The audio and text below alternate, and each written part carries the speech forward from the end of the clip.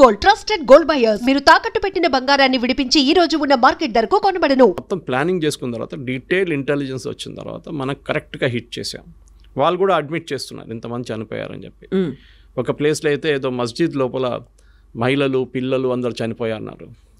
రాత్రి 1 గంటకు ఈ మహిళలు పిల్లలు మస్జిద్ లోపల ఏం చేస్తున్నారండి? ఎందుకున్నారు అక్కడ? అక్కడే మీకు క్వశ్చన్ వచ్చేది. ఇట్ వాజ్ నాట్ ఎ మస్జిద్ పేరు పెట్టుకున్నారు అంతే. అది ప్లేస్ చూడండి. ఇప్పుడు మీరు గూగుల్కి వెళ్ళి ఆ మస్జిద్ పేరు కొడితే పర్మనెంట్లీ క్లోజ్డ్ అని వస్తుంది. సో మొన్న కూడా పాకిస్తాన్ ప్రైమ్ మినిస్టర్ వెళ్ళి మేము మళ్ళీ మస్జిద్ని కట్టేస్తాం మళ్ళీ మొత్తం. అంటే వచ్చిన ఫండ్స్ ఐఎంఎఫ్ దగ్గర నుంచి ఫండ్ దీనికి వాడుకుంటారు వాళ్ళు. ఇక మనకు ప్రాబ్లం లేదు, వాళ్ళు ఏమని చేసుకోవచ్చు. ప్రాబ్లం ఈజ్ పాకిస్తాన్ ఆర్మీకి సర్వైవ్ చేయడానికి టెర్రరిజం కావాలి వాళ్ళకి. ఇప్పుడు కాదు, 35 సంవత్సరాల నుంచి చేస్తున్న పని వాళ్ళది. ఆఫ్ఘనిస్తాన్లో టెర్రరిస్ట్ని తయారు చేయడం, ఫస్ట్ ఐసిస్, దాని తర్వాత Al-Qaeda, first Taliban, Al-Qaeda, ISIS, దాని తర్వాత మొత్తం ధ్వంసం అయిన తర్వాత ఇప్పుడు తాలిబాన్ టేక్ ఓవర్ చేసుకున్నారు ఆఫ్ఘనిస్తాన్. సోవియట్స్ పారిపోయారు, మరి తర్వాత యుఎస్ పారిపోయారు, నేటో పారిపోయారు. ఇప్పుడు ఎక్కడికి పంపించాలి టెర్రరిస్ట్ అంతని? ఎక్కడో వాడుకోవాలి కదా. నేను ఎప్పుడు దీన్ని భస్మాసుర్ ఎఫెక్ట్ అని చెప్తాను. దీన్ని భస్మాసుర్కి వరం ఇచ్చిన తర్వాత టెస్ట్ చేయడానికి శివ భగవాన్ తల మీద పెడదాం అనుకున్నారు. పాకిస్తాన్ సంగతి అంతే.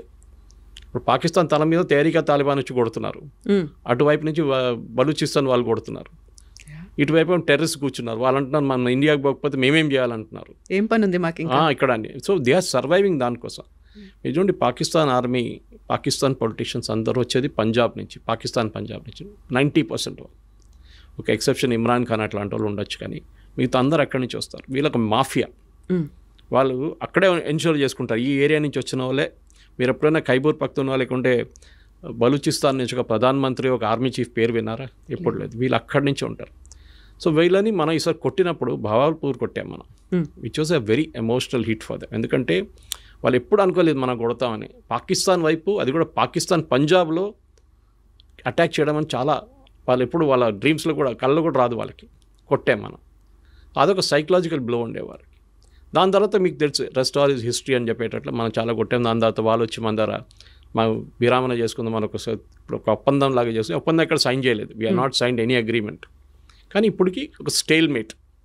ఇప్పుడేం లేదు, ఒక టైమ్అవుట్ అంటారు ఫుట్బాల్లో, టైమ్అవుట్ తీసుకున్నాం. అది 5 నిమిషాలు ఉండొచ్చు, 5 రోజులు ఉండొచ్చు, 5 నెలలు ఉండొచ్చు, 5 సంవత్సరాలు ఉండొచ్చు. ఏ రోజు మన మీద నెక్స్ట్ దాడి జరిగిందో ఆ రోజు మనం వి విల్ హిట్ బ్యాక్. ఇప్పుడు పహల్గామ్ జరిగి ఆల్మోస్ట్ 1 నెల కాబోతుంది. మీరు చూడండి, ఒక్క అటాక్ కూడా మనమే జరగలేదు. జరిగితే Modiji will give next authorisation, కొట్టండి ఈసారి అని చెప్పేసి. ఆల్రెడీ వాళ్ళ చాలా మటుకు ధ్వంసం చేస్తాం, వాళ్ళ ఎవాక్స్ని ధ్వంసం చేస్తాం, వాళ్ళ ఫైటర్ ఎయిర్క్రాఫ్ట్ని ధ్వంసం. వాళ్ళు కూడా చాలా మటుకు కాంట్రవర్సీ క్రియేట్ చేశారు. మేము రఫాల్ 5 రఫాల్, 1 రఫాల్, 3 సుఖాయిలు, 2 మిగ్లు కొట్టుపడేస్తామని చెప్పేసి. నిన్ననే government of India detailed statement ఒకటి ఇష్యూ చేశారు through press information bureau. And వాళ్ళ లాంగ్వేజ్లో ఒక ఎయిర్క్రాఫ్ట్ అంటే అసెట్ అంటారు దాన్ని. All our assets are intact అని చెప్పి పెద్దగా సపరేట్గా ఇచ్చారు వాళ్ళకి బాక్స్ లైన్లో. మనది ఒక్క ఎయిర్క్రాఫ్ట్ కూడా పోలేదు, ఒక ఎయిర్ ఫీల్డ్ కూడా అటాక్ కాలేదు. దానికోసం మీరు చూసుంటారు, మోదీ గారు కాగానే, ఈ సీజ్ ఫైర్ కాగానే మోదీ గారు ఫస్ట్ విజిట్ ఆదంపూర్కి వెళ్ళారు. Adampur second biggest air force base మనది. ఎందుకు వెళ్ళారంటే వీళ్ళేం చెప్పారు, మేము ఆదంపూర్ మీద మిసైల్ కొట్టాం పాకిస్తాన్ వాళ్ళు అన్నారు, మొత్తం ధ్వంసం చేసాం, అక్కడ ఉన్న SU-400 ధ్వంసం చేసి అక్కడ ఉన్న ఫైటర్ ఎయిర్క్రాఫ్ట్ అన్నీ పోయిందని. మోదీ గారు వెళ్ళి నిలబడి, ఆప్టిక్స్ అంటారు మన ఇంగ్లీష్లో, లెఫ్ట్ షోల్డర్ మీద SU-400, రైట్లో ఒక మిగ్ నిలబడింది, MiG-29. That is optics. Modi గారు వచ్చింది ఆయన నార్మల్ ఎయిర్క్రాఫ్ట్లో కాదు, మిలిటరీ ఎయిర్క్రాఫ్ట్లో ల్యాండ్ అయ్యారు. అంటే runways working, systems are working, లేకుంటే ల్యాండ్ గారు. అదే టైంలో Pakistan army chief, Pakistan prime minister మొన్న ఏదో వాళ్ళ బేస్కి వెళ్ళారు. ఎయిర్ ఫోర్స్ బేస్కి వెళ్ళలేదు, ఆర్మీ బేస్కి వెళ్ళారు. అది కూడా ఎట్లా వెళ్ళారు? కార్లో జీప్లో వెళ్ళారు. దట్ మీన్స్ వాళ్ళ దగ్గర ఉన్న ఎయిర్ ఫోర్స్ బేస్ ధ్వంసం అయిపోయింది, అక్కడ ల్యాండ్ చేయలేమని చెప్పి చాలా క్లారిటీ వచ్చేస్తున్నారు అన్నమాట. సో యుద్ధం అనేది మన వాళ్ళు కూడా దే షుడ్ అలౌ పొలిటికల్ ఎస్టాబ్లిష్మెంట్ని వాళ్ళ పని చేయనియండి, వాళ్ళకి తెలిసి ఏం చేయాలని చెప్పి. విక్రమ్ మిస్త్రీ గారి మీద చేసిన దాడి ఐ థింక్ మన దేశంలో ఒక కల్చర్ అయిపోయింది. ఎవరైనా మీ ఒపీనియన్కి వ్యతిరేకంగా ఏమైనా చెప్పారంటే వాళ్ళ మీద ట్రోల్ చేస్తారు. He is only a messenger. ఆయన ఒక స్టేట్మెంట్ తీసుకొచ్చి చెప్పారు అంతే. ఆయన కాదు డిసైడ్ చేసింది, పొలిటికల్ లీడర్షిప్ డిసైడ్ చేశారు. He is a messenger. ఇంగ్లీష్లో అంటారు ఇప్పుడు డోంట్ షూట్ ద మెసెంజర్ అని. మనం చేసిన పని అది. మనం తెలియదు. Of course his daughter use to represent రోహింగ్యాని రిప్రజెంట్ చేస్తుందంటే అది ఇంకో పొలిటికల్ కేసు, అది సపరేట్. చాలామంది పిల్లలు ఇప్పుడు మన కూతురు కానీ కొడుకులు కానీ వాళ్ళ ఫిలాసఫీ ఉంటుంది వాళ్ళకి, మనం ఆపలేం వాళ్ళని. దాన్ని బట్టి మన పేరెంట్స్ మీద ఎందుకు పడ్డాలి? అది అఫ్కోర్స్ అమ్మాయి మీద దాడి చేస్తారు, చాలా ట్రోల్ చేశారు, ఆమెని మళ్ళీ ఆమె అకౌంట్ ప్రైవేట్ చేసేసింది. కానీ ఇది మెచ్యూరిటీ లేదు. ఇక్కడ కూడా చూపి ఈ సోషల్ మీడియా ప్రాబ్లం ఏంటి, నేను ఎప్పుడు చెప్తూ ఉంటాను, మీరు వాట్సాప్లో ఒక మెసేజ్కి 10 రూపాయలు అనే కండిషన్ పెట్టండి, రేపటి నుంచి మొత్తం వాట్సాప్ మెసేజ్లు బంద్ అయిపోతాయి అన్నీ. అందరూ ఇప్పుడు ఫ్రీ ఉందని చెప్పి జియో వచ్చి ఇంత ఫ్రీ డేటా ఇచ్చిన తర్వాత ఏం చేయాలని తెలియదు. 5 నిమిషాలు దొరికితే ఏదో వీడియో చూస్తుంటారు మన వాళ్ళు. మీరు ఎక్కడికైనా వెళ్ళండి, మెట్రో చూడండి, వర్క్ సైట్కి వెళ్ళండి, ఇది ప్రాబ్లం అనమాట. ఏదో వీడియోలు పొద్దున్న సాయంత్రం దాకా ఫార్వర్డ్ చేస్తూనే ఉంటారు. ఒక్కటే వీడియో మీ 100 చోట్ల నుంచి వస్తుంది మీకు. ఎందుకంటే ఆ వాడడానికి మీకు తెలియట్లేదు, మెచ్యూరిటీ లేదు దాంట్లో. ఇప్పుడు నాకు కూడా వస్తుందండి, మీకు చెప్పినట్టు పొద్దున్న నుంచి సాయంత్రం దాకా ఒక 20 మీడియా గ్రూప్స్ ఉంది, దాన్ని అందరూ వీడియోలు పడేస్తున్నట్టు పొద్దున్న నుంచి. వస్తే డిలీట్ చేసుకుంటూ వెళ్ళిపోతాను నేను. కానీ కొన్ని సైట్స్, కొన్ని గ్రూప్స్ ఉన్నాయి వేరే నో సీరియస్ డిస్కషన్ నడుస్తుందని, అది నేను రిటైన్ చేసుకుంటా, టైం దొరికినప్పుడు చూసుకుంటాను. అది అనమాట. ఇది మనం మెచ్యూరిటీ ఉన్నప్పుడు చేయాల్సింది. ఏదో వీడియో రోజు కూడా క్రైసిస్ జరిగినప్పుడు మీకు గుర్తుంటుంది, జేడీ వాన్స్ మాట్లాడింది అసీం మునీర్తో. He didn't speak to Shahbaz Sharif, తర్వాత మాట్లాడంటున్నారు, అది కొంచెం ఫేస్ సేవింగ్ ఎక్సర్సైజ్. కానీ ఇండియాతో మాట్లాడినప్పుడు ఈ spoke to prime minister Modi. Correct. ఎందుకంటే పవర్ ఎవరి దగ్గర చూస్తున్నారు. పాకిస్తాన్ భయం, దగ్గర పవర్ ఉంది. వీళ్ళకి భయం ఏంటంటే, సార్ మీరు చెప్పింది ఒక బేస్ ఇస్ వన్ ఆబ్జెక్టివ్, అది వాళ్ళు ఎప్పుడైనా వాళ్ళ పక్కన ఖతార్ల బేస్ ఉంది, ఇంత పెద్ద బేస్ ఉంది వాళ్ళ దగ్గర. ఒక సంవత్సరానికి దాని మెయింటెనెన్స్ కాస్ట్ $6 బిలియన్. ఎవరు పే చేస్తున్నారు? ఖతార్ గవర్నమెంట్ పే చేస్తున్నారు. ఆలోచించండి, యూఎస్ బేస్ని మెయింటైన్ చేసుకొని ఖతార్, ఎందుకంటే వీళ్ళకి తెలుసు యూఎస్ ఉన్నదాకా మా మీద చేయబెట్టడు. Qatar is the foundation of terrorism, అందరికి తెలుసు. అది ముస్లిం బ్రదర్హుడ్ కానివ్వండి, అల్ఖాయిదా కానివ్వండి, ఐసిస్, అందరూ ఈవెన్ హమాస్ లీడర్స్ కూడా అక్కడే కూర్చుంటారు. కానీ వాళ్ళు ముట్టరు, యూఎస్ కూడా ముట్టరు. కానీ మన దగ్గరకు వచ్చినప్పుడు, ఈ ప్రాబ్లం వచ్చినప్పుడు పాకిస్తాన్ అసీం మునీర్ ఎందుకు పిలిపించారంటే, మెయిన్లీ వాళ్ళ దగ్గర న్యూక్లియర్ మిసైల్స్ ఉన్నాయి. ఏ న్యూక్లియర్ మిసైల్ అసెంబుల్ చేసి పెట్టరు. న్యూక్లియర్ వార్ హెడ్ సపరేట్గా ఉంటుంది, మిసైల్ సపరేట్గా ఉంటుంది. This is the delivery system. ఇది ఇక్కడి నుంచి అక్కడ కొట్టాలంటే ఇది, దాని మీద 50 కిలోలు పెట్టాలన్నా, 100 కిలోలు పెట్టాలన్నా, న్యూక్లియర్ వెపన్ పెట్టాలన్నా డిసైడ్ చేసేది లాస్ట్ మినిట్లో. మన కైరానా హిల్స్లో మనం కొట్టినప్పుడు we didn't hit the missiles. మనం ఏం చేసామంటే వాళ్ళ కేవ్ బయట కొట్టాం. వీళ్ళందరూ అండర్ గ్రౌండ్లో పెడతారు, పెద్ద కొండ కింద పెట్టుకుంటారు. ఈవెన్ ఇరాన్లో ఫైడ్రో చూడండి, నటాన్స్ చూడండి, వీళ్ళన్ని న్యూక్లియర్ ప్లాంట్స్ అన్ని. నటాన్స్లో ఒక ప్లాంట్ పైన ఉంది, మిగతా కింద ఉంది. వెరాజ్ ఇన్ ఫడ్రో the entire thing is below the 250 meter concrete barrier ఉందండి, దానికోసం బంకర్ బస్టర్ అంటున్నారు. సో అసీం మునీర్ ఎందుకు తీసుకొచ్చారంటే, బేసిక్లీ వీళ్ళ దగ్గర ఉన్న మిసైల్స్ ఎక్కడ వెళ్ళకూడదు. ఇరాన్ పోతే అల్ఖైదా వాళ్ళు లేకుంటే ఎవరైనా తాలిబాన్ వాళ్ళు వచ్చి కొట్టి తీసుకెళ్తే న్యూక్లియర్ మిసైల్ తీసుకెళ్ళి పాకిస్తాన్ దగ్గర ఒక్కటే ఉంది ఇప్పుడు ఇస్లామిక్ నేషన్లో. ఎవరు తీసుకెళ్తారో తెలియదు. రేపు అసీం మునీర్ లేడు, ఇంకా వాళ్ళ గవర్నమెంట్ పడిపోయిందో ఏమని అంటే ఆర్మీ చూసుకుంటారు, గవర్నమెంట్ ఏం చేయలేరు అక్కడ. గవర్నమెంట్ మన దగ్గర న్యూక్లియర్ బటన్ మోదీ దగ్గర ఉంది, అక్కడ న్యూక్లియర్ బటన్ ఆర్మీ చీఫ్ దగ్గర, మునీర్ దగ్గర ఉంది. అది చాలా క్లియర్ అన్నమాట. సో దానికోసం పిలిచి ఏమన్నారంటే, ఆ మిసైల్స్ అంతా మేము చూసుకుంటాం. దీనికన్నా ముందు కూడా భారతదేశం అటాక్ చేసిన గుర్తుంటుంది మీకు. అందరూ అన్నారు అమెరికా చూసుకుంటున్నారు పాకిస్తాన్, దానికోసం ఆపారు బాంబింగ్ అని. కరెక్ట్. ఆ వెపన్స్ వాళ్ళ చేతిలో పడకూడదు. అల్ఖైదా కానివ్వండి, ఐసిస్ కానివ్వండి, తాలిబాన్ కానివ్వండి, లేకుంటే ఇరాన్ నుంచి వచ్చే నెక్స్ట్ రెజీమ్ కూడా. ఎందుకంటే పాకిస్తాన్ ఈ టెక్నాలజీ మొత్తం దొంగతనం తీసుకొచ్చారు జర్మనీ నుంచి, ఇంకోటి నార్త్ కొరియా దగ్గర నుంచి తీసుకొచ్చారు. సో నవ్వు తాళం వేసి ఆ చావి తీసుకెళ్ళి పెంటగన్లో పెట్టుకుంటారు. దీన్ని పిలిచారు అంతే, ఇంకేం లేదు, ఇంకా మాట్లాడడానికి ఏం లేదు. We'll do deals with Pakistan అంట. పాకిస్తాన్ ఏం అమ్ముతారండి, వాళ్ళ మేజర్ ఎక్స్పోర్ట్ టెర్రరిజం, అదొకటే వాళ్ళు అమ్మగలరు. కానీ కొన్ని వేల కోట్ల రూపాయలు ఫండింగ్ చేస్తూ ఉంటున్నారు కదండి. ఎందుకు చేస్తున్నారు ఆలోచించండి. ఆ గవర్నమెంట్ పడిపోతుంది, పడిపోతే వాళ్ళ న్యూక్లియర్ అసెట్స్ ఎవరి దగ్గర ఉంటుంది? గవర్నమెంట్. ఐసిస్, అల్ఖైదా వీళ్ళు ఎవరైనా వస్తారు రేపు. తాలిబాన్ అక్కడ తయారైనట్ల ఆఫ్ఘనిస్తాన్, ఇక్కడ ఇంకో థియోక్రసిక్ గవర్నమెంట్ వచ్చేస్తుంది. అమెరికాకి అదే భయం. దానికోసం ఇప్పుడు కాదు, ముందు నుంచే సోవియట్ యూనియన్ ఉన్నప్పటి నుంచి సపోర్ట్ చేస్తుంది దానికే వాళ్ళు. ఎందుకంటే ఎట్లయినా వీళ్ళు ఇక్కడ వీళ్ళ దగ్గర ఉన్న ఈ అసెట్స్ ఎక్కడ ఈ ఇస్లామిక్ టెర్రరిస్ట్ దగ్గర వెళ్ళకూడదు. మిసైల్ అయితే నాకు ప్రాబ్లం లేదు, కానీ న్యూక్లియర్ తీసుకొచ్చి ఒక న్యూయార్క్లో పడేస్తే నెక్స్ట్ 5,000-10,000 సంవత్సరాలు న్యూయార్క్లో ఎవరు ఉండలేరు. సో అమెరికా చాలా భయం ఉంది దాని మీద అన్నమాట. వీళ్ళు స్టేబుల్ నేషన్ కాదు సార్, మనలా కాదు.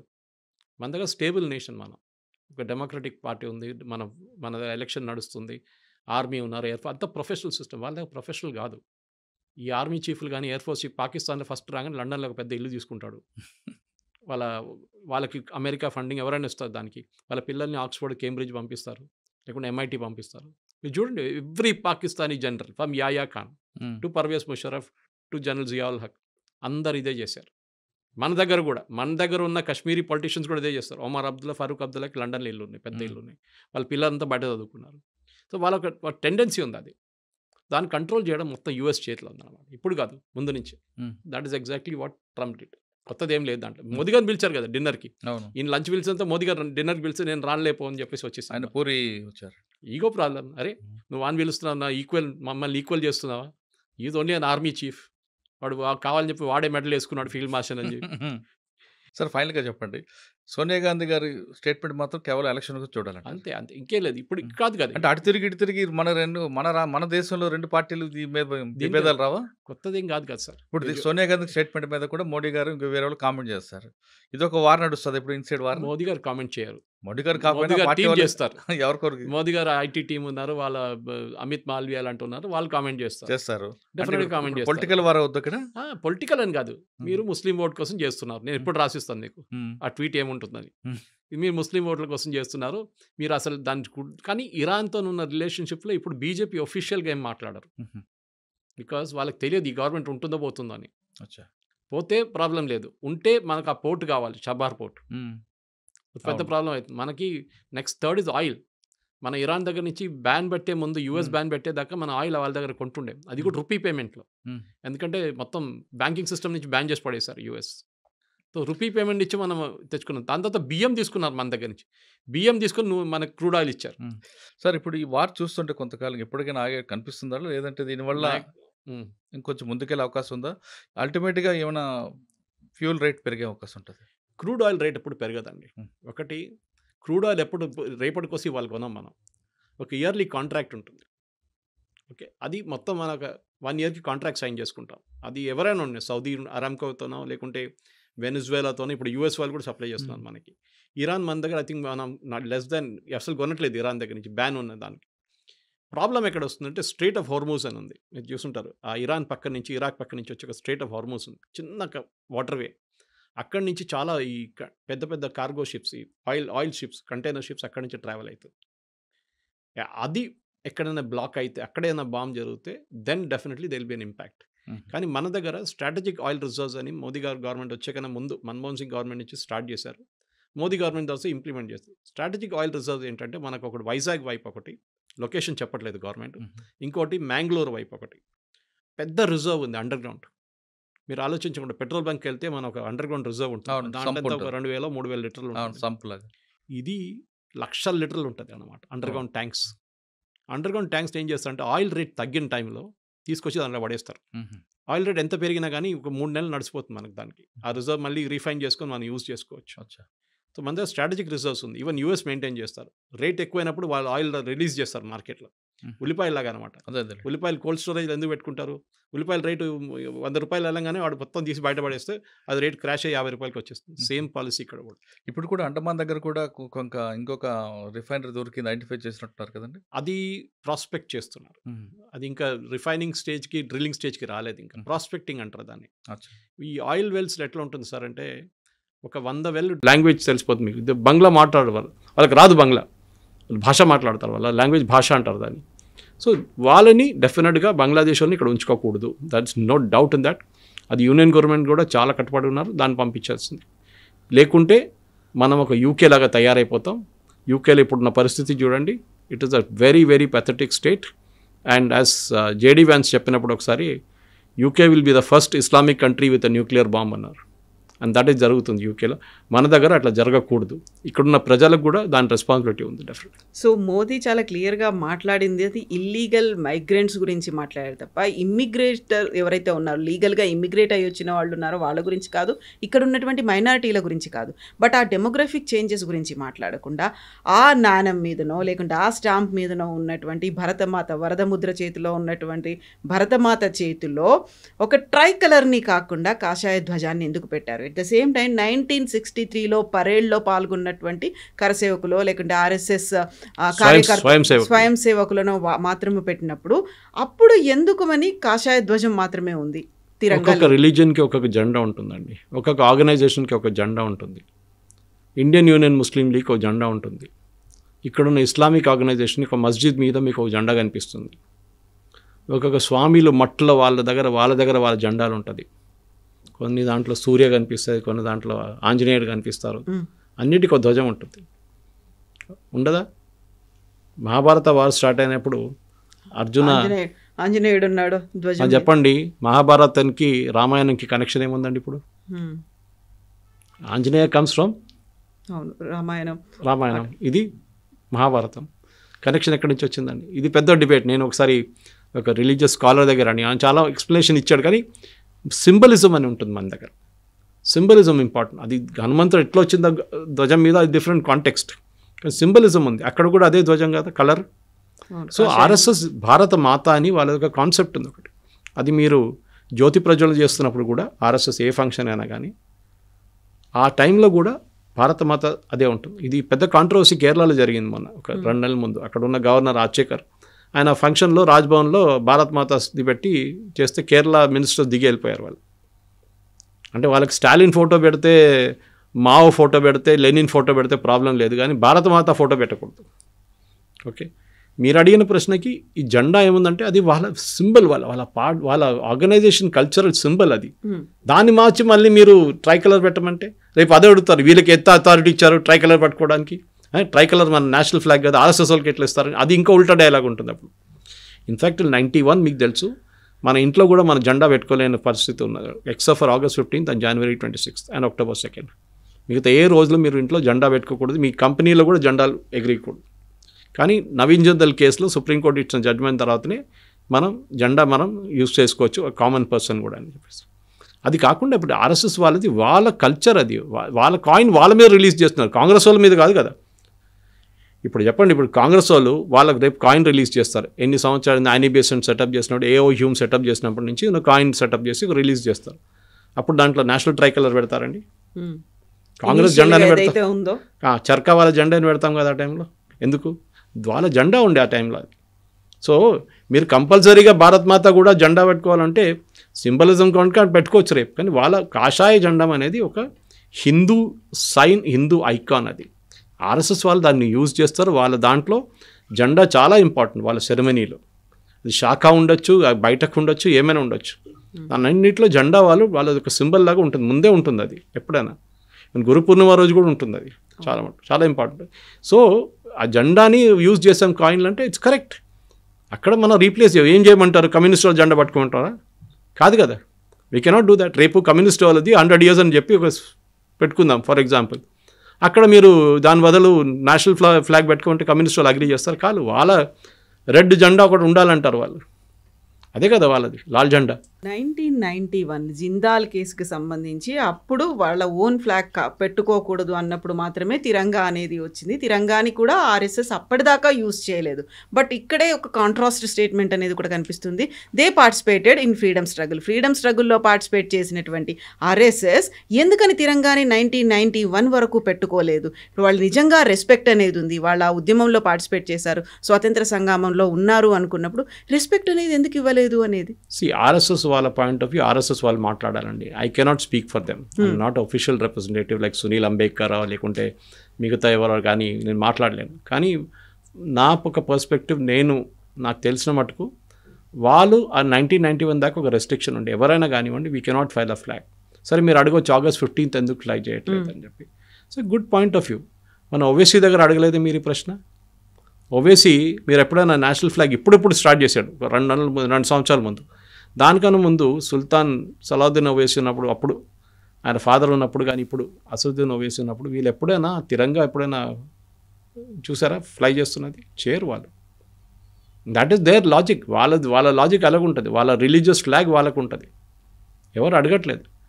ఆర్ఎస్ఎస్ వాళ్ళది ఆర్ఎస్ఎస్ వాళ్ళ దగ్గర అడగాల్సి వస్తుంది. That you will get an official representative to give a statement for the my perspective is వాళ్ళకున్న ఆ టైంలో ఉన్న రెస్ట్రిక్షన్స్ వాళ్ళు అట్లనే పాటించారు. దాని తర్వాత వాళ్ళు చేస్తారా చేయరు అనేది that is up to the organization, that is up to the Sarsanghchalak, వాళ్ళ డిసిషన్ వాళ్ళకు ఉంటుంది. కానీ ఒక జెండా పట్టుకుంటేనే అవుతుందా అని చెప్తే, మీరు సిఏ అజిటేషన్లో కానివ్వండి, ఇక్కడ ఢిల్లీ రైట్స్ల టైంలో కానివ్వండి, అందరూ జెండా పట్టుకొని రాళ్ళు విసిరారు. అప్పుడు వాళ్ళు ఎవరండి? ఈ షర్జీల్ ఇమాము ఇంకా వీళ్ళందరూ అంటే జెండా పట్టుకొని అయిపోతుంది అంతా. జెండా స్టేడియంలో కూడా పట్టుకుంటారు మ్యాచ్ జరుగుతున్నప్పుడు, క్రికెట్ మ్యాచ్ జరుగుతున్నప్పుడు. అదే టైంలో రాళ్ళు విసిరుస్తున్న వీళ్ళు అందరూ షర్జీల్ ఇమాం లాంటి వాళ్ళు, ఢిల్లీ రైట్స్లో పార్టిసిపేట్ చేసిన వాళ్ళందరూ వాళ్ళు కూడా తీసుకున్నారు కదా. ఇక్కడ కూడా మనం యాంటీ సిఏ అజిటేషన్ టైంలో లోవర్ ట్యాంక్ బండ్ రోడ్లో నేషనల్ ఫ్లాగ్ పెట్టుకొని చాలా పెద్ద పెద్ద ఊరేగింపు తీశారు కదా. అంటే వాళ్ళు national flag like it and వాళ్ళు పాటిస్తున్నారు అనుకుంటున్నారు కాదు, సింబాలిజం అది అంతే. సింబాలిజం వాడుకుంటారు. కమ్యూనిస్ట్ వాళ్ళ దగ్గర అడుగుతున్నాండి, కమ్యూనిస్ట్ వాళ్ళ దగ్గర అడగాలి. వాళ్ళ పార్టీ కాంగ్రెస్లో, వాళ్ళ పార్టీ పాలిట్ బ్యూరో మీటింగ్స్లో, వాళ్ళ పార్టీ నేషనల్ ఎగ్జిక్యూటివ్ కమిటీ మీటింగ్లో వాళ్ళు ఉన్నప్పుడు వాళ్ళు నేషనల్ ఫ్లాగ్ ఎందుకు చేయట్లేదు, ఎందుకు ఫ్లై చేయట్లేదు, వాళ్ళు కమ్యూనిస్ట్ ఫ్లాగ్ ఎందుకు ఫ్లై చేస్తున్నారు? అక్కడ కూడా అదే ఉండాలండి. Same philosophy should be followed everywhere. At the same time I don't hold a brief for RSS. వాళ్ళది వాళ్ళు చూసుకుంటారు. 3 సంవత్సరాల నుంచి కొట్టుకుంటున్నారు. 1,00,000 మంది అక్కడ చనిపోయారు, 1,00,000 మంది ఇక్కడ చనిపోయారు. ఎవరికేమైనా వచ్చిందండి? ఏం రాలేదు. ఒక ల్యాండ్ అక్కడ గుంజుకున్నారు, ల్యాండ్ ఇక్కడ గుంజుకుంటారు. 5 కిలోమీటర్ అక్కడ వెళ్తారు, 5 కిలోమీటర్ ఇక్కడికి వస్తారు. ఒక ఫుట్బాల్ గేమ్ నేను ఎప్పుడు చెప్తుంటా ఈ పార్లెన్స్, బహుశా మీ ఛానల్ కూడా చెప్పాను ఒకసారి. ఫుట్బాల్ గేమ్ 90 నిమిషాలు ఉంటుంది, దాని తర్వాత 30 నిమిషాలు ఎక్స్ట్రా టైం ఉంటుంది, స్కోర్ ఈవెన్ ఉంటాయి, దాని తర్వాత పెనల్టీ షూట్అవుట్స్. కాదు 6 గంటల సేపు ఫుట్బాల్ ఆడదామంటే ఎవరైనా అగ్రీ చేస్తారండి? ఎనర్జీ ఉంటుందా? ఉండదు కదా. దేశం కూడా అంతే. మన సోల్జర్స్ ఒట్టే కూర్చున్నారు, వాళ్ళ దగ్గర నెక్స్ట్ 1 year మనం కొట్టుకుందాం అని చెప్తారు పాకిస్తాన్తో.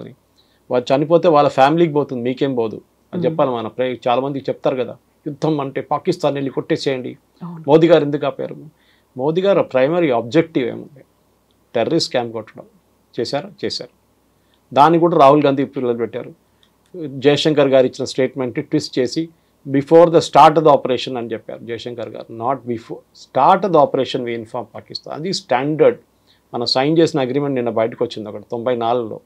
94లో ఎవరు ఉండండి పవర్లో? We all know who was there. Congress government ఉండే. సో 94 సైన్ చేసిన అగ్రిమెంట్లో మనం చాలా క్లియర్గా చెప్పాం, మన న్యూక్లియర్ సైట్స్ ఎక్కడుందో వాళ్ళకి చెప్తాం. Every 1st of January every year మన న్యూక్లియర్ సైట్ లిస్టు, వాళ్ళ న్యూక్లియర్ సైట్ లిస్టు ఎక్స్చేంజ్ చేసుకుంటాం మనం. అది కాకుండా ఏదైనా మేజర్ ఆపరేషన్ చేసే ముందు వీ విల్ ఇన్ఫార్మ్ దెమ్, మా ట్రూప్స్ మూవ్ అవుతుంది, మీరు టెన్షన్ పడకండి. This is for a regular training exercise.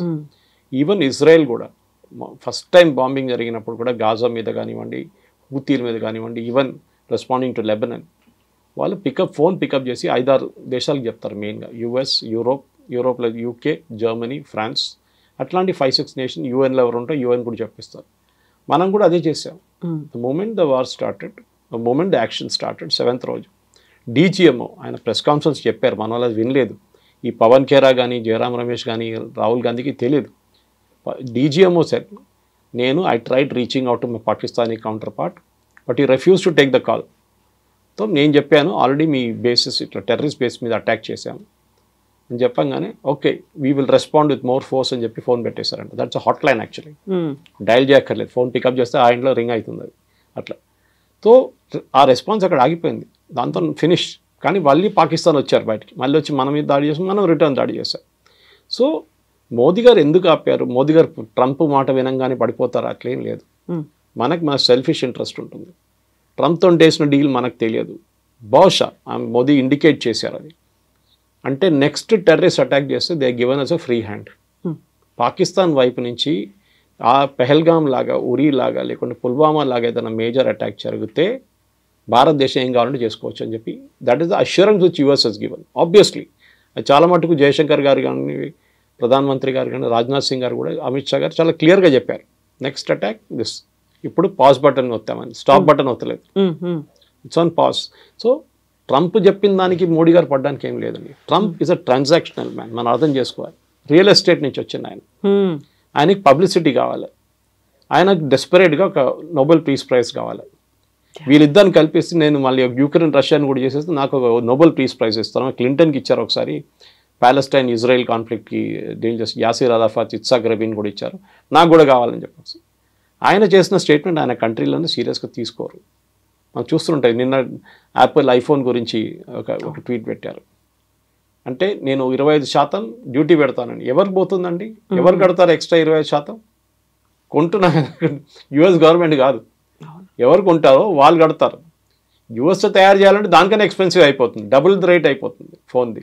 బయట ఎందుకు చేపిస్తారంటే వాళ్ళ వేజెస్ తక్కువ ఉంటుంది. ఇండియాలో ఉన్న వేజెస్ కానీ, చైనాలో ఉన్న వేజెస్ కానీ, వియట్నాంలో ఉన్న వేజెస్ తక్కువ ఉంటుంది. So that is why the phones are made here. యూఎస్లో ఇచ్చే జీతాలు ఇస్తే ఆ ఫోన్కి డబుల్ ద రేట్ అయిపోతుంది. సో వీ కెనాట్ అఫోర్డ్ అని చెప్పి అక్కడ. సో దానికి ట్వీట్ చేసి నేను వాడిని ధమ్కి ఇచ్చాను, నేను అది చెప్పాను. టిమ్ కుక్ ఏమైనా స్టేట్మెంట్ ఇచ్చారండి ఫ్రమ్ యాపిల్ సైడ్? నో. ఆయన షేర్ హోల్డర్స్ ఉన్నారు, వాళ్ళకి స్టేట్మెంట్ ఇవ్వాలి కదా, ఏం చెప్పలేదు. వీఆర్ కంటిన్యూయింగ్ బికాస్ యాపిల్ డైరెక్ట్గా భారతదేశంలో ఫోన్లు తయారు చేయవు. It's company call Foxconn veg చేస్తున్నారు వాళ్ళు చాలామందికి తయారు చేస్తారు ఫాక్స్కాన్ లాంటి కంపెనీ. సో వాళ్ళు చేస్తే పని వాళ్ళు చేస్తున్నారు.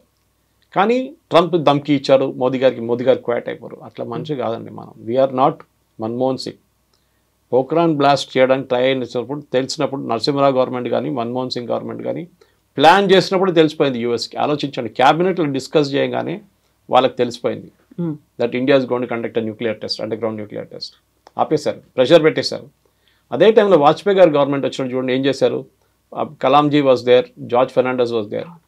క్వైట్గా చేశారు, రాత్రిపూట పనిచేసి పొద్దున ఏం లేకుండా పెట్టేశారు, మొత్తం సాఫ్ చేసేసి మళ్ళీ రాత్రి పనిచేసి 3వ 4వ రోజులో we had a first test and after the 3 days తర్వాత ఇంకో టెస్ట్ చేసాం మనం. చేసాం కదా. సో ఇది ప్రాబ్లం అన్నమాట వీళ్ళకి. సో వీళ్ళకి రాహుల్ గాంధీ లాంటి వాళ్ళకి చెప్పడానికి చాలా ఈజీ. ప్రెషర్ పెట్టారు దానికోసం ఆపేసామని చెప్పేసి. ఎన్నిసార్లు యూఎస్ మన మీద ప్రెషర్ పెట్టారు మనకే తెలుసు. షిమ్లా అగ్రిమెంట్ ఎవరు చేయించారండి? ఇందిరాగాంధీతోని, జుల్ఫికర్ అలీ భుట్టోతోని. దానికన్నా 1 సంవత్సరం ముందు బంగ్లాదేశ్ లిబరేట్ చేసిన మనిషిని 1 year తర్వాత మొత్తం ఇచ్చిన ల్యాండ్లన్నీ మనం ఇచ్చుకోవాల్సి వస్తుంది, including Haji Pir. 1600 square kilometers we return to Pakistan Shimla అగ్రిమెంట్లో. ఎందుకు ఇచ్చారండి? Strong lady, iron lady. ఎందుకంటే యూఎస్ డిక్టేట్ చేశారు, you have to give back this land అని చెప్పేసి. హాజీపీర్ అనేది చాలా పెద్ద హైట్లో ఉన్న మౌంటైన్. అది మన చేతిలో ఉంటే మన కార్గిల్ మనకే ఉంటుండే ఎప్పుడు దాకా. కానీ అప్పుడు కార్గిల్ జరిగిన వార్ జరగదు, కానీ వీ గేవ్ ఇట్ అవి ఇచ్చేసాం. అది చేసి చాలా తప్పులు ఉన్నాయి అట్లాంటిది. అప్పుడన్నీ మనం చెప్పుకొని వస్తే చాలా యూఎస్ ఇంటర్ఫియర్ చేసింది. కేజీబీ ఇంటర్ఫియర్ చేసింది దానికన్నా ఎక్కువ. కేజీబీలో మిట్రోకిన్ ఆర్కైవ్ చూస్తే మీరు, one of the spice who defected to US, his name is మిట్రోకిన్. ఆయన రాసిన ఒక పుస్తకం ఉంది మిట్రోకిన్ ఆర్కైవ్స్ అని చెప్పి. దాంట్లో ఓపెన్గా చెప్తున్నారు ఇందిరాగాంధీ క్యాబినెట్లో 3 మంత్రులు union ministers were KGB spies. KGB కోసం స్పైయింగ్ చేస్తున్న మనుషులు. వాళ్ళు ఏ క్యాబినెట్ మీటింగ్లో ఏ నిర్ణయం తీసుకుంటే నెక్స్ట్ మినిట్ మాస్కోకి తెలిసిపోతుంది. You are talking the cold war days. ఆలోచించండి. సో మోదీ గారు ట్రంప్ చెప్పారని చెప్పి పడడం ఏం లేదండి. వీ విల్ ఎప్పుడు ఆపాలని మనకు తెలుసు. We cannot continue. Me believe చేయరు, ఆఫ్టర్ ద బంగ్లాదేశ్ వార్ మన కంట్రీ 4 సంవత్సరాలు బ్యాంక్రప్ట్ అయిపోయిందండి. ఏం చేయక్కర్లేదు. మీ ఇందిరాగాంధీ గారు చేసినట్లనే మోదీ గారు చెప్పాలి, సరే యుద్ధం కావాలన్నా మీకు ఒక డెఫినెట్గా చేయదు, ఒక పని చేస్తాను, రేపటి నుంచి పెట్రోల్ ప్రైస్లు 3 రూపాయలు పెంచేస్తాను, నాకు యుద్ధం నడిపించాలి కదా, డబ్బులు కావాలి కదా. అప్పుడు చూడండి, అప్పుడు మారిపోతుంది డైలాగ్. ఎందుకు యుద్ధం అవుతుంది, 3 రూపాయలు పెట్రోల్ నేను కట్టాను. So every war comes with a price అంటారు. హ్యూమన్ ప్రైస్ ఉంటుంది, బడ్జెట్ ఉంటుంది, ఈ 2 ఉండాలి. ఎందుకంటే మిసైల్ ఫైర్ చేస్తే ఒక్కొక్క మిసైల్కి ఎంత పడుతుంది? S-400ది $1 million పడుతుంది. So you cannot afford it. So కావాలంటే నడిపిస్తాం, కానీ ఏమండి, what is the end? Russia Ukraine కొట్టుకున్నట్లు కొట్టుకుంటే పోతాం, వాళ్ళు మన మీద వేస్తారు, మనం వాళ్ళ మీద వేస్తాం, మళ్ళీ వాళ్ళు మన మీద వేస్తారు. చిన్నపిల్లల ఆట కాదు కదా. So you have to have that maturity. అదే మళ్ళీ రిటర్న్ అదే పాయింట్కి వస్తాం అనమాట. ఎమోషనల్ మెచ్యూరిటీ లేదు. ఏదైనా మన ఇంట్లో కూడా డిస్కస్ చేస్తున్నప్పుడు కూల్గా ఆలోచించాలి ఏదైనా కానీ. Something similar should be done when you are dealing with politics also. So ఇప్పుడు మనం పాకిస్తాన్ నుంచి ఇక్కడికి వచ్చిన వాళ్ళు అక్రమంగా ఉన్నారు, లేకుంటే వీసా గడువు ముగిసిపోయింది, ఇమ్మీడియట్గా వాళ్ళని పంపించేసాము ఒక డెడ్ లైన్ అనేది పెట్టుకొని. ఇప్పుడు అలాంటి గడువే మే 30 వరకు ఉంది. వివిధ దేశాల నుంచి అక్రమంగా మన దగ్గరకు వచ్చిన వాళ్ళు అథెంటిక్గా వాళ్ళు ఉంటే ఓకే, అదర్వైజ్ మీరు వెళ్ళిపోండి అనే మాట.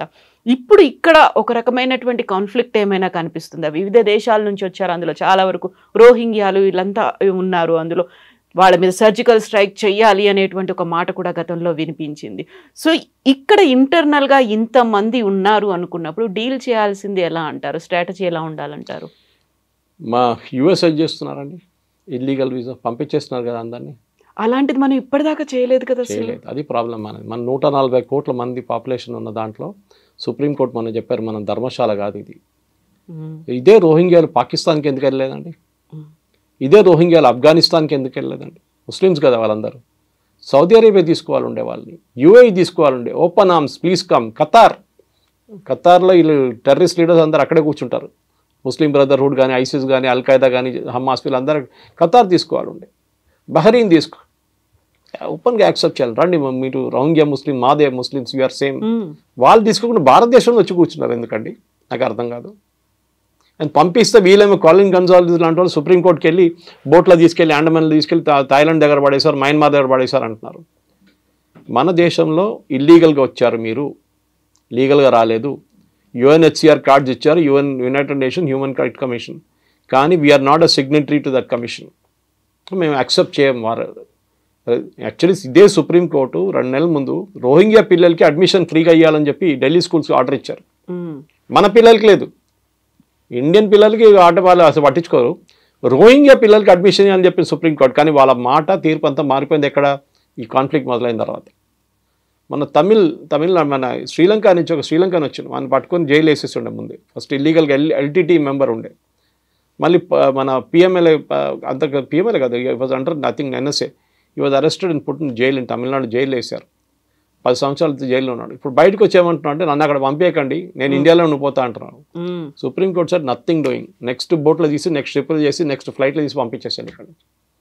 సో ఇది మన దేశం అండి. మన 140 కోట్ల మందిలో మినిమం క్యాల్కులేషన్ ప్రకారం, and this is not me, this as per news channels and మిగతా రిపోర్ట్ ప్రకారం మన దగ్గర 12 నుంచి 18 కోట్ల మంది ఇల్లీగల్ సిటిజన్స్ ఉన్నారు. నిన్న చూడండి హైదరాబాద్లో ఒక హాస్పిటల్ నుంచే బర్త్ సర్టిఫికెట్లు తయారు చేసుకున్నారంట, 18 దొంగ సర్టిఫికెట్లు. డెలివరీ ఎట్ హోమ్ అని చెప్పి ఇంకో 12 సర్టిఫికెట్లు తయారు చేసుకున్నారంట. ఎట్లా చేశారండి? Who are the certificate made for? ఎవరు వెనకాల ఉన్నారు? ఇక్కడ పిల్లలు పుట్టలేదు, మీరు ఎవరి కోసం తయారు చేస్తున్నారు? ఎందుకంటే అదే బర్త్ సర్టిఫికేట్ తీసుకెళ్ళి ఆధార్ కార్డు తయారు చేసుకుంటారు, దాని తర్వాత రేషన్ కార్డు తీసుకుంటారు, దాని తర్వాత ఓటర్ ఐడి తీసుకుంటారు. 18 కావని. పుల్వామా జరిగిన తర్వాత ఫస్ట్ అటాక్ జరిగిన తర్వాత తెలిసి పాకిస్తాన్లో ఉన్న వాళ్ళు అందరూ పంపించారు ఇక్కడ షార్ట్ టర్మ్ వీసాలు వచ్చిన వాళ్ళు. అప్పుడు తెలిసింది అక్కడి నుంచి పెళ్లి చేసుకొని ఇక్కడ వచ్చి 22 మంది వచ్చి ఇప్పుడు ఆల్మోస్ట్ వాళ్ళందరూ గ్రాండ్ మదర్స్ అయిపోయారు. ఆ ఇంట్లో 1200-1300 పిల్లలు ఉన్నారంట ఆ ఏరియాలో అంతా కలిసి. థర్డ్ జనరేషన్ కూడా వచ్చేసిందంట. ఆలోచించండి. We are not a dharamshala. Sorry, మన పాపులేషన్ మన పెద్ద హెడేక్ మనకి. వీళ్ళకి తిండి ఎందుకు పెట్టాలండి? మనం ఫ్రీ రేషన్లు ఎందుకు ఇవ్వాలండి వీళ్ళకి? వాళ్ళ దేశం ఉన్నారు, వాళ్ళు అక్కడ వెళ్ళియండి. We don't want. First of all ఇది అస్సాంలో జరిగింది, మీకు గుర్తుంటుంది. అస్సాంలో పెద్ద అజిటేషన్ జరిగింది when Rajiv Gandhi was the prime minister. All Assam students union వాళ్ళు అక్కడి నుంచి బంగ్లాదేశ్ నుంచి వచ్చిన ఈవెన్ హిందువులు కూడా, వాళ్ళు ముస్లిమ్స్ వస్తే కాదు హిందువులు కూడా వ్యతిరేకించారు. వాళ్ళు మా దగ్గరికి ఎందుకు వస్తున్నారు? భారతదేశంలో ఇంకా మిగతా స్టేట్స్ ఉన్నాయి కదా, అక్కడికి వెళ్ళొచ్చు కదా మీరండి. అస్సాంలో 21 కాన్స్టిట్యున్సీలో డెమోగ్రఫీ మారిపోయిందండి సడన్గా. హిందూ మెజారిటీ ఉన్న కాన్స్టిట్యున్సీ ముస్లిం మెజారిటీ అయిపోయింది. మన ఏఐయుడిఎఫ్ పార్టీ అక్కడి నుంచే ఫామ్ అయింది, బంగ్లాదేశ్ నుంచి వచ్చిన వాళ్ళందరూ కలిపి. వాళ్ళకి ఇప్పుడు పార్లమెంట్ సీట్ ఉంది, వాళ్ళకి అసెంబ్లీ సీట్స్ ఉన్నాయి, గెలిచారు వాళ్ళు సీట్లు, మెజారిటీ అయిపోయారు వాళ్ళు. ఎట్లా అయ్యారండి అది? సో మీరు బంగ్లాదేశ్ నుంచి సెటిల్ సరే కట్ ఆఫ్ డేట్ పెట్టాం, దాని తర్వాత ఇంత పెద్ద గొడవ అయిన తర్వాతనే రాజీవ్ గాంధీ అగ్రీ చేశారు. In fact national register for citizens NRC అని మాట్లాడుతుంటాం, ఓవైసీ అంటారు, ఎన్ఆర్సీ వచ్చేది నేను చూసుకుంటా అది అని. ఇదే ఎన్ఆర్సీ అస్సాంలో ఇంప్లిమెంట్ చేశారు కండి. ఎవరు ఇంప్లిమెంట్ చేశారు? రాజీవ్ గాంధీ. అది ఎవరు చేయించారు? సుప్రీంకోర్టు. కంపల్సరీగా ఎన్ఆర్సీ పెట్టాలన్నారు. లిస్ట్ ఆఫ్ సిటిజన్స్ కావాలి మాకు, దీంట్లో లేని వాళ్ళు అందరూ పంపించేసేయండి. అప్పుడు ఎవరో వచ్చి చెప్పారు జాకీర్ హుసేన్ గ్రాండ్ సన్ కూడా ఈ లిస్టులో లేరు, ఆయన నాన్ రెసిడెంట్ ఇండియన్ కాదని చెప్పేసిన. Correct, Zakir Hussain was not. అది పెద్ద కాంట్రవర్సీ ఇంకోటి ఉంది. మన ఫస్ట్ మన ఈవెన్ ఇండిపెండెన్స్ మూవ్మెంట్ కూడా చూసి చాలామంది బయట నుంచి వచ్చిన వాళ్ళు మన దగ్గర మినిస్టర్లు అయ్యారు మన దగ్గర. సో దిస్ ఇస్ వాళ్ళు రోహింగ్యా ఇల్లీగల్స్, సింపుల్. వచ్చారు, మీరు 1 సంవత్సరం ఉండండి, దాని కావాలంటే దాని తర్వాత వెళ్ళిపోండి ఇక్కడి నుంచి. మా దగ్గర మాకు రెస్పాన్సిబిలిటీ లేదు, మమ్మల్ని అక్కడ తీసుకెళ్తే వాళ్ళు చంపేస్తారు. దట్ ఈస్ యువర్ ప్రాబ్లం, నా ప్రాబ్లం కాదండి. అది మీరు మీ పాలిటిక్స్ మీరు ఆడుకుంటున్నారు, మాకు తెలియదు అదంతా. మనకి ఇనఫ్ హెడేక్స్ ఉన్నాయి ఇక్కడ. పాకిస్తాన్ నుంచి వచ్చిన వాళ్ళు కానీ, బంగ్లాదేశ్ నుంచి వచ్చిన వాళ్ళకి, పాకిస్తాన్ నుంచి వచ్చిన వాళ్ళకి, బంగ్లాదేశ్ నుంచి వచ్చిన వాళ్ళ హిందువులకి, మిగతా పార్సీస్ కానివ్వండి, జైన్స్ కానీ, క్రిస్టియన్స్కి మనం సపరేట్గా సిఏ తయారు చేస్తాం కదా. ఆఫ్ఘనిస్తాన్ నుంచి కూడా వాళ్ళు వచ్చి సిటిజన్షిప్ తీసుకోవచ్చు, ఇప్పుడు కూడా తీసుకోవచ్చు. ముస్లిమ్స్ కూడా తీసుకోవచ్చు. అద్నాన్ సామీకి సిటిజన్షిప్ ఇచ్చామా, ఇది పాకిస్తానీ. ఆ వెయిటింగ్ పీరియడ్ ఉంటుంది ఒకటి, దాని తర్వాత గవర్నమెంట్ ఇంటెలిజెన్స్ రిపోర్ట్ అన్నీ చూసుకొని సిటిజన్షిప్ ఇస్తారు. సో రోహింగ్యాలు పంపించాల్సింది చాలా క్లియర్ స్ట్రాటజీ, అంటే దీనిలో డౌటే లేదు. రోహింగ్యా అని కాదు, ఎవరైనా కానివ్వండి, బంగ్లాదేశ్లో ఇక్కడి నుంచి వచ్చిన వాళ్ళు కానీ, if they're illegally staying here వాళ్ళని రిటర్న్ పంపించాల్సి. ట్రంప్ చేస్తున్నారు, ఇప్పుడు యూకే చేస్తున్నారు, అందరు చేస్తున్నారు. సో సురేష్ గారు, ఇక్కడే 2-3 రకాలుగా డౌట్స్ వస్తున్నాయి. ఒకటేమో ఆపరేషన్ సింధూర్ అని పాకిస్తాన్లో ఉన్నటువంటి టెర్రరిస్ట్ క్యాంపుల మీద అటాక్ చేశాం, ఇక్కడ ఉన్నటువంటి ఇల్లీగల్ ఇమ్మిగ్రెంట్స్ని పంపించేయాలి అనేది చూస్తున్నాం.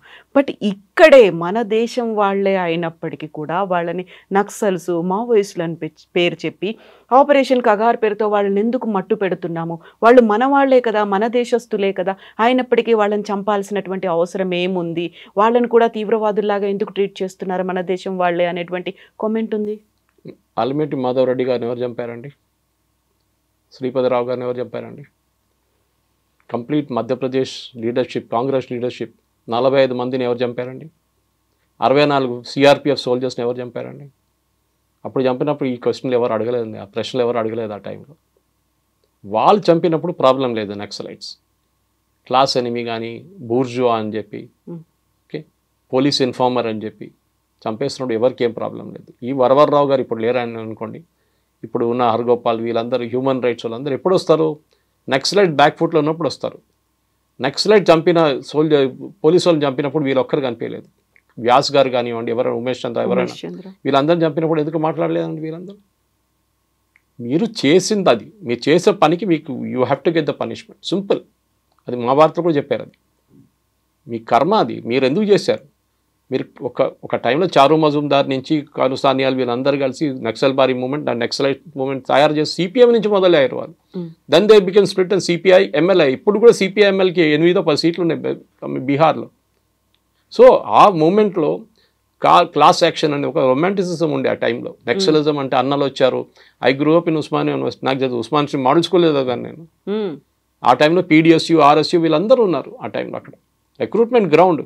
గణపతి చూడండి, వరంగల్ ఎన్ఐటి, అప్పుడు ఆర్ఈసి. ఇప్పుడు మనం చనిపోయిన ఆయన కేశవరావు, ఆయన కూడా ఆర్ఈసి. ఎంటెక్ చేస్తున్నప్పుడు బెయిల్ జంప్ చేసి వెళ్ళారు అక్కడి నుంచి. 40 సంవత్సరాల తర్వాత ఇప్పుడు దొరికారు, 40 సంవత్సరాల తర్వాత. సో మీరు ఒక టైంలో దట్ మూమెంట్ వాజ్ జస్టిఫైడ్. చాలామంది అడిగారండి, మీరు కేరళ నుంచి వస్తున్నారు Suresh garu. Kerala first communist government in the world. EMS Namboodiripad garu recorded. ఎక్కడ లోకంలో communist have come only through gun, power of the gun. తుపాకీ తీసుకొని దిగి వాళ్ళు వచ్చారు. కేరళలో డెమోక్రటిక్లీ ఎలెక్ట్ అయ్యారు, బ్యాలెట్ లాగా. Very good. కేరళలో నక్సల్ మూమెంట్ ఎందుకు లేదండి? ఎప్పుడైనా విన్నారా నక్సలైట్స్ కేరళ? అప్పుడప్పుడు 2-3 కనిపిస్తారు, అది కూడా తమిళనాడు సైడ్ నుంచి వస్తారు, వాళ్ళు చంపేస్తారు, అయిపోయింది. ఎందుకంటే problem started with land distribution. See naxalites ఇది అడ్వాంటేజ్గా తీసుకున్నారు. బిగ్ భూమిలు లేవు అక్కడ. ఒక భూస్వాముడు 1000 ఏకర్లు పెట్టుకొని కూర్చున్నాడు, మీకు ఒక 1/2 ఎకర్ కూడా లేదు. సో ఏం చేశారు? ల్యాండ్ డిస్ట్రిబ్యూషన్ చేశారు. వెస్ట్ బెంగాల్లో చేశారు కమ్యూనిస్ట్ వాళ్ళు, కేరళలో చేశారు. మీ might not agree with communist, కానీ వాళ్ళు ఏం చేశారంటే వాళ్ళు అడ్వాంటేజ్ తీసుకున్నారు. నక్సలైట్ అడ్వాంటేజ్ అని గుంజుకున్నారు రిటర్న్. ఇక్కడ ఆంధ్ర తెలంగాణ వైపు మన భూదాన్ మూవ్మెంట్ చేయాల్సి వచ్చింది. ఆచార్య వినోద్ బాబు గారు ఎందుకు చేసారు? గవర్నమెంట్ ఎందుకు చేయాలండి? ఇప్పుడు కూడా ఉన్న భూదాన్ ల్యాండ్లు అన్నీ దొంగతనంగా గుంజుకున్నారు అందరూ. చాలామంది కేసులు నడుస్తున్నాయి కూడా కోర్టులో. అది problem. Land was issue. So వాళ్ళకున్న అడ్వాంటేజ్, నక్సలైట్స్ దగ్గర ఉన్న అడ్వాంటేజ్ మీరు తీసుకోవాలండి, గుంజేసుకోవాలండి advantage. Once you take it away, ఆయన దగ్గర ఇంకేం లేదు. ఇంకేం చెప్తారు? కొత్తగా వెళ్ళి పేదోళ్ళ దగ్గర వెళ్ళి ఏం చేస్తాడు? అరే మీరు ల్యాండ్ వచ్చేసి మాకు గవర్నమెంట్ 2 ఎకర్లు ఇచ్చిందంటే మళ్ళీ వాడు నక్సలైట్ కనిపించాడు నెక్స్ట్ డే నుంచి. ఇదే నక్సలైట్స్ ఎంతోమందిని చంపారండి పోలీసు వాళ్ళని, ఎంతోమంది. వాళ్ళ ఫ్యామిలీకి మీకు ఏం చెప్తారండి? మీరు చెప్పడం చాలా ఈజీ. వాళ్ళు మనోలే కాదా, వాళ్ళు మీరు ఒక మనిషిని చంపినప్పుడు ఆలోచించాలి. అట్లా మీరు 100 మందిని చంపారు మీరు. సరే ఎన్కౌంటర్ అందరికి తెలుసు, ఎన్కౌంటర్ ఎప్పుడు ఫేకే ఉంటుంది, దాంట్లో డౌట్ లేదు. మనం ఎప్పటి నుంచో చూసుకొస్తున్నాం ఎన్కౌంటర్ల గురించి. కానీ అన్ని ఎన్కౌంటర్లు ఎందుకు జరుగుతాయి? పోలీసు వాడు చేతులు దొరికితే వాళ్ళని చంపేస్తారు నక్సలైట్. నక్సలైట్ చేతులు దొరికితే పోలీసు వాళ్ళని చంపేస్తారు వాళ్ళు. So no question of survival అది. ఇప్పుడు మొన్న జరిగిన ఎన్కౌంటర్లో కూడా ఒక కోబ్రా కమాండర్ చనిపోయారు. ఆయన కావాలని సూసైడ్ చేసుకున్నాడా? కాదు కదా, నక్సలైట్ చంపారు ఆయన. సో ఇది ఈ నక్సలైట్స్కి ఉన్న పాలసీ. అది ఒక టైంలో ఫ్యాషన్ ఉండే. If you are not a communist at the age of 18 something is wrong with you. If you are a communist at 35 then something is wrong with you. ఇది ప్రాబ్లం. ఒక షేక్ గవర్ టీ షర్ట్ వేసుకొని తిరగడము, communist ఫిలాసఫీలు మాట్లాడడము అంతా చాలా fashionable ఉండే ఒక టైంలో. ఇప్పుడు లేదండి. ఇప్పుడు అందరూ కమ్యూనిస్ట్ అంటే అందరూ అనుకుంటే వీడు ఏదో అయింది, వీడికి ప్రాబ్లం ఉంది, ఏదో పని చేయట్లేదు, వీడిది బ్రెయిన్ పని చేయట్లేదు అనుకుంటారు. సో ఇక్కడ ఆంధ్ర తెలంగాణ వైపు, ఛత్తీస్గఢ్, మహారాష్ట్ర గద్రిచోలి వైపు, ఇక్కడ కన్కేర్ కానివ్వండి, సుక్మా కానివ్వండి, బస్తర్ కానివ్వండి, ఇట్లాంటి ఛత్తీస్గఢ్లో, మన దగ్గర ఆంధ్ర వైపు ఏజెన్సీ ఏరియాలు, నల్లమల ఒక టైంలో మొత్తం వీళ్ళ పట్టుండే వీళ్ళది. కానీ ఆంధ్ర తెలంగాణలో అప్పుడున్న ఉమ్మడి ఆంధ్రప్రదేశ్లో వాళ్ళు గ్రే హౌండ్స్ అని స్పెషలైజ్ ఫోర్ తయారు చేసుకుని కంప్లీట్ వైప్అవుట్ చేశారు. We may not agree with the policy, but Umesh చంద్రని చంపిన వాళ్ళు, కేఎస్ వ్యాస్ని చంపిన వాళ్ళని ఎందుకు ఇడవాలండి? డెఫినెట్లీ వాళ్ళు సింపతి ఉండకూడదు. మీరు పీస్ఫుల్గా అజిటేట్ చేసి మీరు కోర్టుకి వెళ్ళి మీరు కొట్లాడి ల్యాండ్ తీసుకొని ఎవ్వరు మీరు వ్యతిరేకించరు మిమ్మల్ని. You are all for it.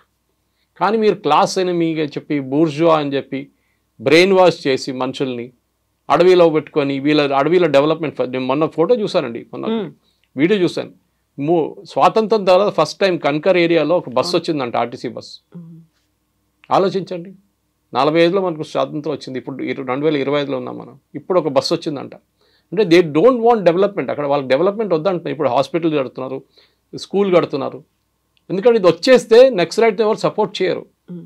ఇది గవర్నమెంట్ తప్పే ఉండే, రెస్పెక్టివ్ స్టేట్ గవర్నమెంట్స్ తప్పు, సెంట్రల్ గవర్నమెంట్ తప్పు. ఆ టైంలో ఉన్నారు. అక్కడ దాకా ఎందుకు రీచ్ అవ్వలేకపోయారు? ఎందుకు? అది ఎంత చిన్న ఏరియా కాదండి. దండకారణ్య బెల్ట్ అంటే మీకు నేపాల్ నుంచి మొదలవుతుంది, బీహార్ వైపు నుంచి, జార్ఖండ్ నుంచి వచ్చే రెడ్ కారిడార్ మొత్తం ఉందన్నమాట.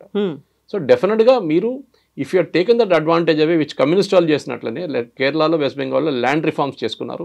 మీ దగ్గర మీరు డెవలప్మెంట్ చేసుకుంటే అది అయిపోతుండే. You should have brought the development. School అంటే ఎవరు వాళ్ళ దగ్గరికి వెళ్ళరు. ఎవరైనా ఎక్సలెంట్ మూవ్మెంట్లు ఎవరు ఉన్నారు? అంత పేద ప్రజలను వాళ్ళు రిక్రూట్ చేసుకుంటారు. లీడర్లు అందరూ పెద్దవాళ్ళు వచ్చారు, ఆంధ్ర వైపు, తెలంగాణ వైపు. మోస్ట్లీ తెలంగాణ, ఆంధ్ర వాళ్ళు ఉంటారు అక్కడ. ఫస్ట్ టైం ఇప్పుడు ఈయన పోయిన తర్వాత, బసవరాజు పోయిన తర్వాత హిద్మాన్ తీసుకుంటున్నారు ఛత్తీస్గఢ్ నుంచి.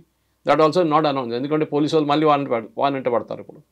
సో నెక్సలైట్ మూవ్మెంట్ అనేది మీరు క్లాస్ ఎనిమీ, బూర్జువా, వాళ్ళు చంపాలి అంటే నెక్స్ట్ డెఫినెట్గా వాళ్ళు తిప్పి కొడతారండి పోలీసు వాళ్ళు. ఎందుకు చేయరు? There has to be a law and order in the country. మీరు 0.5 వార్ ఫైట్ చేస్తుందని చెప్పి ఇదే 0.5 బిపిన్ రావత్ గారు చెప్పినట్లు. ఒకటి పాకిస్తాన్, ఒకటి చైనా, ఇంకోటి అర్బన్ నెక్సల్, రూరల్ నెక్సల్స్. వీళ్ళందరూ కలిసి మన మీద దాడి చేస్తున్నారు, దేశం మీద. అయితే ఇప్పుడు ఇక్కడ ఆపరేషన్ కగార్ అని చెప్పేసి ఒక డెడ్ లైన్ ఒకటి పెట్టుకున్నాం. మార్చ్ 26 కల్లా లాస్ట్ మావోయిస్ట్ని కూడా మేము మట్టు పెడతామని అమిత్ షా చెప్పారు. ఇదే మాట పాకిస్తాన్ విషయంలో, కశ్మీర్ విషయంలో ఎందుకని చెప్పలేకపోతున్నారు అనే మాటకి ఏం డెడ్ లైన్ ఇవ్వాలండి కాశ్మీర్లో? What dead line should we have? ఉన్నటువంటి అన్నిటిని డిస్ట్రాయ్ చేసేస్తాము, పాకిస్తాన్ పీఓకేని మేము ఆక్రమించుకున్న దాన్ని నేను ఆల్రెడీ ఎక్స్ప్లెయిన్ చేశాను. I'm personally against it. దీన్ని చాలా మంది నన్ను తిట్టారు, చాలా మంది మా ఫ్రెండ్స్, ఇంక్లూడింగ్ కొంతమంది right wing, extreme right wing ఉన్న వాళ్ళని కూడా వాళ్ళు నాకు మెసేజ్ పెట్టారు, సురేష్ గారు మీరు చెప్పింది తప్పు. I said this is my opinion. ప్రాక్టికల్గా ఆలోచించండి. మీరు వెళ్తే వాళ్ళు పిఓకే వాళ్ళు వచ్చేస్తారు, ఇక్కడికి రారు. మీరు దానికి పెద్ద యుద్ధం చేయాలి, రష్యా యుక్రెయిన్ కొట్టుకున్నట్లు కొట్టుకోవాలి. లాస్ట్ మీకేముండదు, వాళ్ళకేముండదు. ఇక్కడ ఒక 50,000 మంది చనిపోతారు, అక్కడ 50,000 మంది. బట్ దశాబ్దాల తరబడి ఇదే కంటిన్యూ అవుతోంది కదా అక్కడ. టెర్రరిజం ట్యాకిల్ చేయండి. Okay, I'm all for it. Terrorism tackle చేయండి. ముందు మీరు 1919 తర్వాత 2000 తర్వాత 2010లో పీక్ అయిన టెర్రరిజం 2000 to 2010లో